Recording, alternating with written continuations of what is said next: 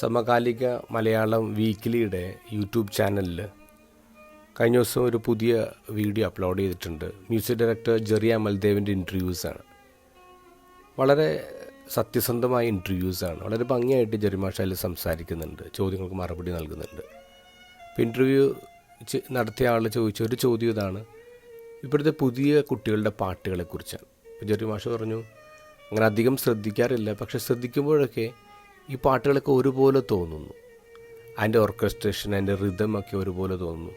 ചില എക്സെപ്ഷൻസ് ഉണ്ട്, പക്ഷേ എന്നാലും പൊതുവെ അറിവോടുകൂടി ചെയ്യുന്ന പാട്ടുകളായിട്ട് തോന്നുന്നില്ല. അറിവില്ലാതെ ചെയ്യുന്ന ചില കസർത്തുകളായിട്ടാണ് തോന്നുന്നത്.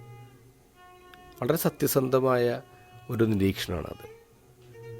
പല പാട്ടുകളും അതിനെക്കുറിച്ച് കൃത്യമായ ധാരണയില്ലാതെ ചെയ്യുന്നതായിട്ട് തോന്നുന്നുണ്ട്. ഇത് ഈ മേഖലയിൽ മാത്രമല്ല, പല മേഖലകളിലും ചെയ്യുന്ന കാര്യത്തെക്കുറിച്ച് കൃത്യമായ ധാരണയില്ലാതെ ചില കാര്യങ്ങൾ പുറത്തു വരുന്നുണ്ട്.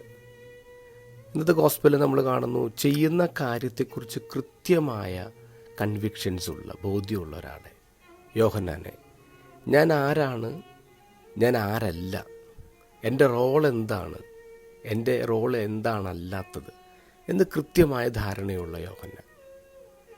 നമ്മുടെ ഓരോ മേഖല എടുത്ത് നമ്മൾ ചിന്തിച്ച് നോക്കുക. നമ്മൾ ജോലി ചെയ്യുന്ന ഇടങ്ങൾ ചിന്തിച്ച് നോക്കുക. നമുക്ക് നമ്മളെക്കുറിച്ച് കൃത്യമായ ബോധമുണ്ടോ? നമ്മുടെ റോളിനെക്കുറിച്ച് നമുക്ക് കൃത്യമായ ധാരണയുണ്ടോ?